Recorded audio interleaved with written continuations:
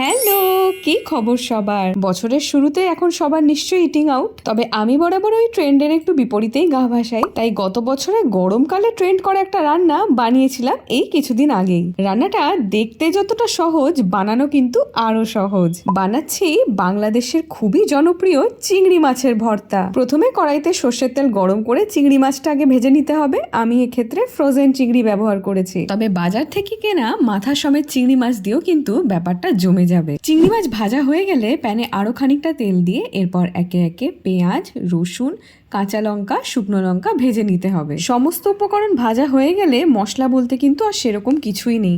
এবার সেই আসল কাজটা সেরে ফেলতে হবে। এবার শুকনো লঙ্কা বাদে সমস্ত উপকরণ ব্লেন্ডারে দিয়ে একটা মিহি পেস্ট তৈরি করে নিতে হবে। মাছটা যেহেতু নুন হলুদ দিয়ে ভেজেছিলাম, তাই আলাদা করে নুন দেওয়ার প্রয়োজন পড়েনি। শেষে কেবল শুকনো লঙ্কাটা অ্যাড করে গরম গরম ভাতের সঙ্গে পরিবেশনের জন্য রেডি চিংড়ি মাছের ভর্তা।